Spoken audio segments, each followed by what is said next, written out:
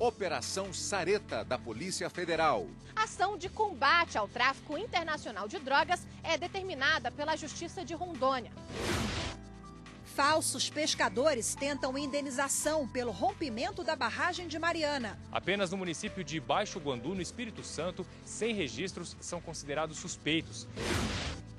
Segurança Pública em pauta em seminário do Conselho Nacional de Justiça. É necessário construir pontes e é movido por esse intuito que estamos reunidos aqui hoje.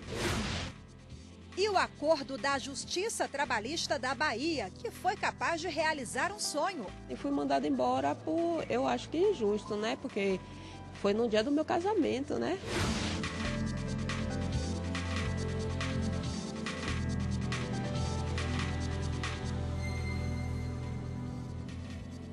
Olá, boa tarde. Boa tarde. Operação Sareta da Polícia Federal desmonta nesta terça-feira organização criminosa de tráfico internacional de drogas e lavagem de dinheiro.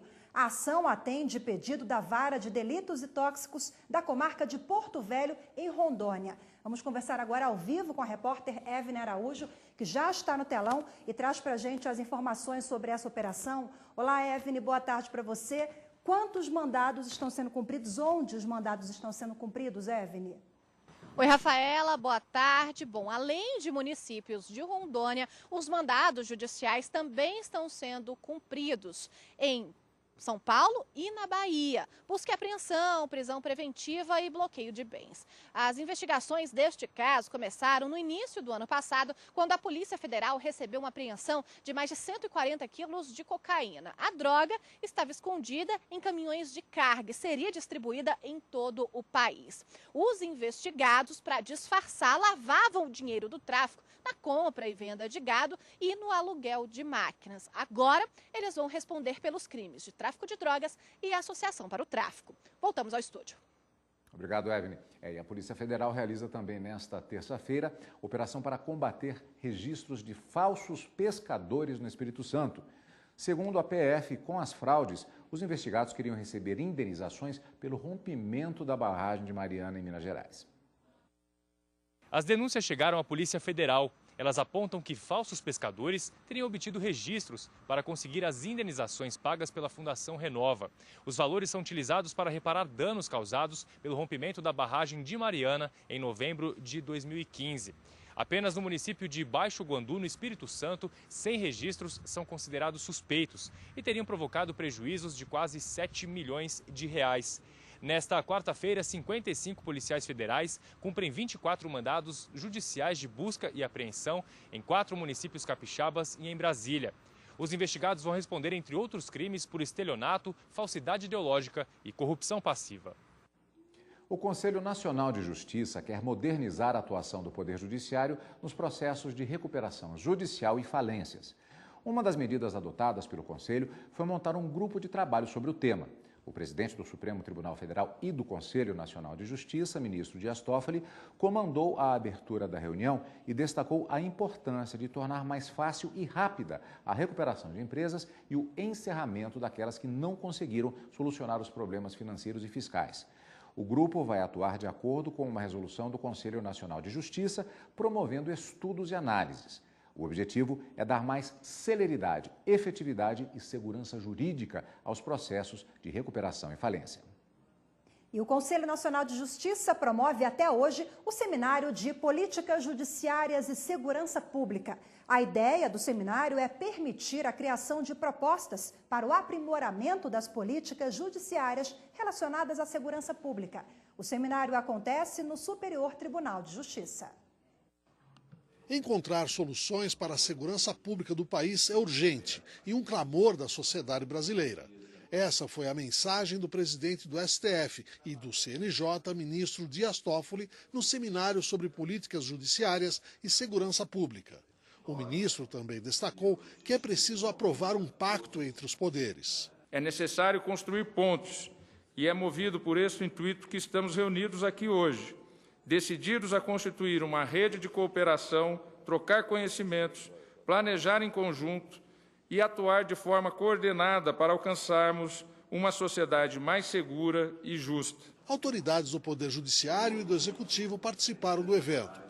Raquel Dodge, procuradora-geral da República, destacou a necessidade de soluções para a área e lembrou o primeiro mês da tragédia em Brumadinho. Completa-se um mês do desastre de Brumadinho e muitos cidadãos temem por suas vidas, aguardam das autoridades a confirmação sobre o risco de rompimento de novas barragens, clamam pela recuperação dos desaparecidos, por recomposição dos danos e reparação das vítimas. Sérgio Moro, ministro da Justiça e da Segurança Pública, comentou sobre o projeto anticrime enviado semana passada para o Congresso e ainda o papel dos juízes nesse processo. Os juízes têm que ter presente as consequências de suas decisões. A magistratura do Brasil é muito qualificada. O evento é organizado por uma comissão do CNJ presidida pelo ministro Alexandre de Moraes. Não há possibilidade de se planejar uma segurança pública como um todo sem a participação do Poder Judiciário, que no final das contas, aquele que dá o direcionamento à justiça criminal. E no próximo bloco, crise na Venezuela. Fronteira com o país vizinho segue fechada pelo 4º dia. Conflitos entre imigrantes e militares venezuelanos foram registrados desde o último sábado.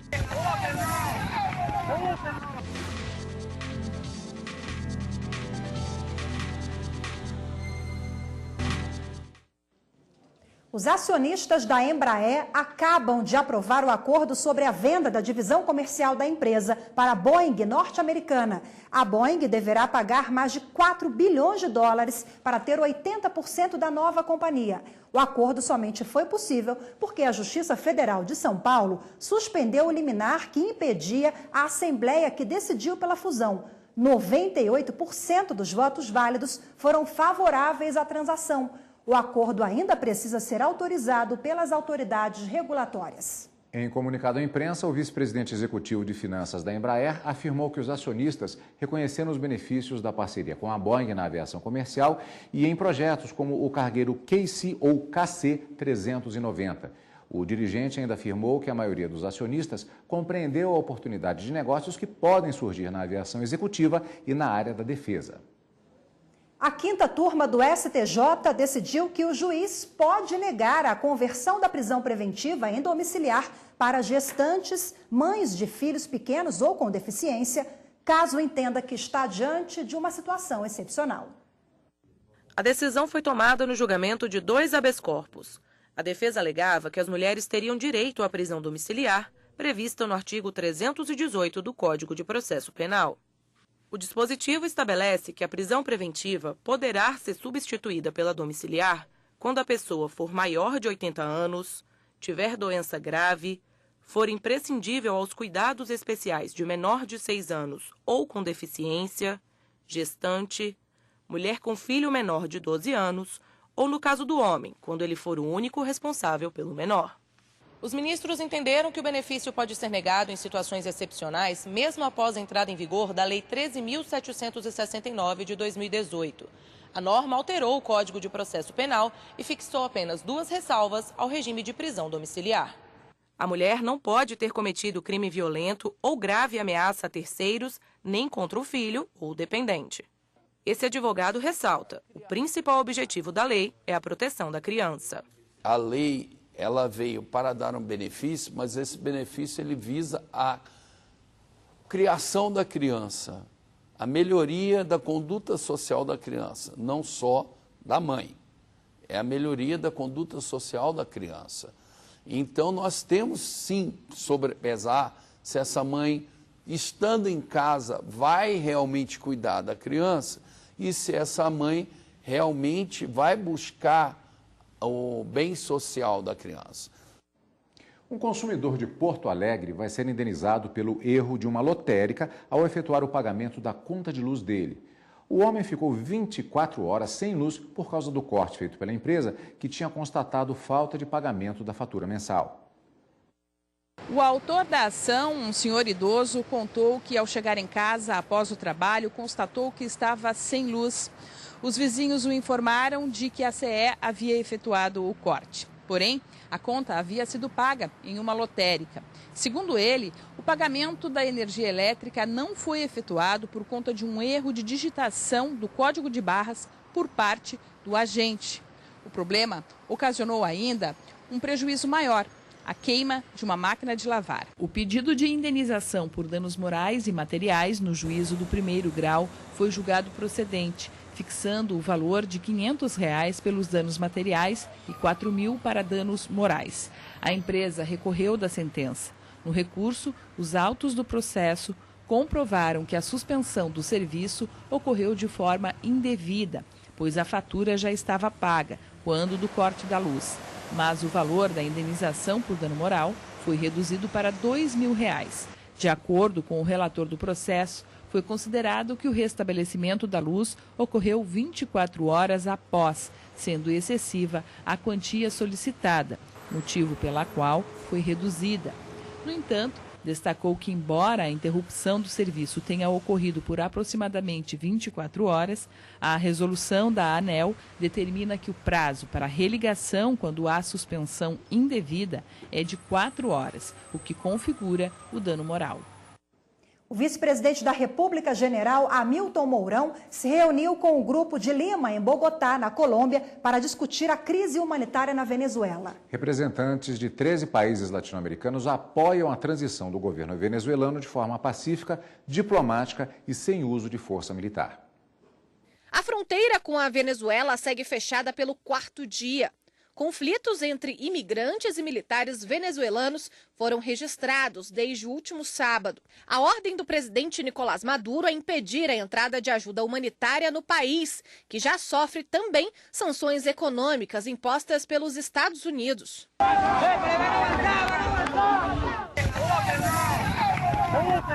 O pedido de auxílio foi feito pelo líder da oposição, Juan Guaidó, que se autoproclamou presidente interino da Venezuela. Com a economia em colapso, a população sofre com escassez de alimentos, de itens básicos de higiene e de medicamentos. Na semana passada, o presidente Jair Bolsonaro se reuniu com a cúpula ministerial para tratar da situação do país vizinho.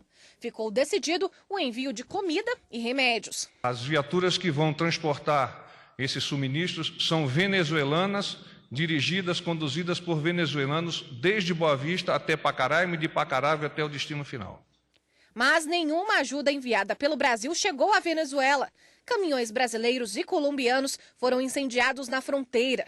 Do lado do Brasil, o governador de Roraima decretou estado de calamidade pública na saúde por causa da chegada de refugiados ao estado.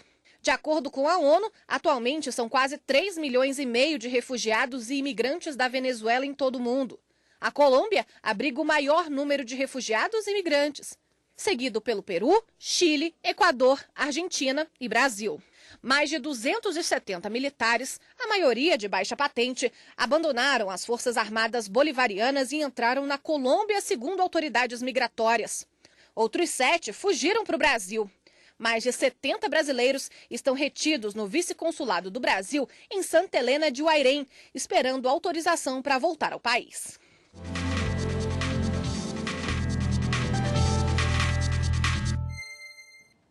E a gente continua falando sobre essa questão na Venezuela com a professora de Direito Internacional, Blenda Lara. Muito obrigada pela participação. Boa tarde. Boa tarde, muito obrigada. Bom, o que desencadeou a crise na Venezuela e como o Brasil, que faz fronteira com o país, é atingido com essa crise toda, professora? Bom, esse processo ele já se desenha há anos, né, dentro de uma crise interna, tanto econômica quanto política, com várias denúncias de violação de direitos humanos e também denúncias de corrupção em relação ao governo de Maduro. Nós temos uma situação muito específica, que já vinha se desenhando há alguns anos, que é a questão da quantidade de pessoas que têm atravessado a fronteira ao longo dos anos da Venezuela para o Brasil especificamente. O que a legislação fala, como está se dando com essa questão legal sobre essas pessoas que já vieram para o Brasil, têm famílias do lado de lá e agora a fronteira está fechada. Como é que fica a legislação para se administrar isso?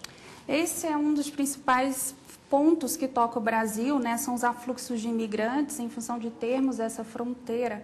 E é uma dificuldade até mesmo tanto de controle quanto de acomodação dessas pessoas. Mas, naturalmente, o Brasil sempre foi muito acolhedor em relação ao elemento estrangeiro.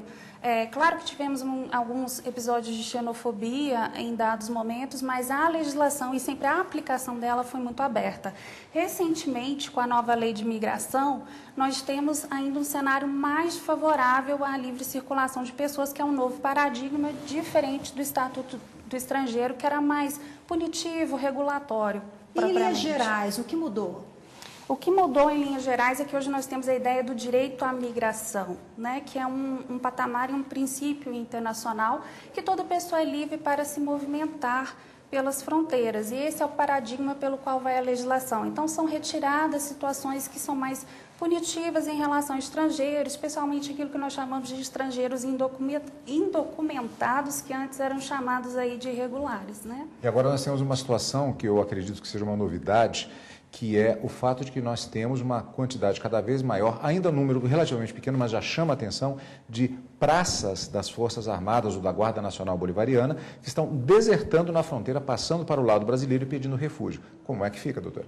Sim, exatamente. Ainda continua tendo um afluxo de pessoas e, na verdade, a redução desse afluxo não é por iniciativa do Brasil, mas sim da Venezuela, que fez o fechamento da fronteira.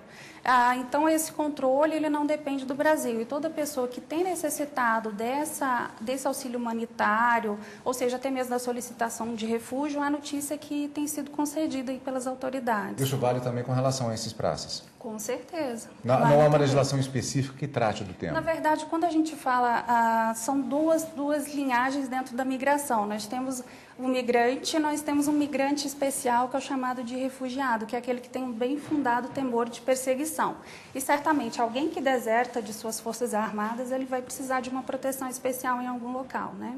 E qual o significado de ação de ajuda humanitária internacional? Bem, uma ação de ajuda humanitária, ela vai crescer e ela vai se desenvolver a partir do trabalho, especialmente da Cruz Vermelha, né, ao longo dos anos. Posteriormente, agências internacionais como a ONU e suas agências especializadas assumem esse aspecto também. Mas isso não impede que estados, especialmente países de maior poderio econômico, também tenham suas agências especiais que lidam com esse tipo de atuação. Por exemplo, nos Estados Unidos, a USAID, né? E também tem na União Europeia esse braço. Portanto, o fato de termos todo um arcabouço internacional para prestar essa assistência, seja em caso de calamidade ou em caso de conflito, isso não impede que o Estado bilateralmente também queira fazer esse empréstimo de auxílio, né? Afinal, nós vivemos em um ambiente de cooperação e espera-se que assim continue, né? Uma situação bastante delicada tem sido o fato de que nos conflitos que são bem na linha de fronteira, alguns tiros de balas de borracha estão sendo disparados na direção do território nacional, mas nenhum membro das Forças Armadas brasileiras foi atingido. É uma situação bastante delicada também, mesmo do ponto de vista da legislação internacional. Sim, é uma situação delicada porque se trata de um ato de hostilidade, né? E de se ultrapassa aí um território com um ato de beligerância, mas eu acredito que o Brasil tem gerenciado a crise de modo a evitar um conflito que não é nossa tradição, né? E não é também a intenção aí do efetivo militar brasileiro, eu acredito. Ok, professora Blenda, muito obrigada pelos esclarecimentos e pela participação. Boa tarde. Muito obrigada, boa tarde. E a seguir, uma auxiliar de cozinha da Bahia vai realizar o sonho de estudar graças a um acordo mediado pela Justiça Trabalhista. Hoje eu estou bem, vou ter meus estudos, vou realizar um sonho de ser doutora.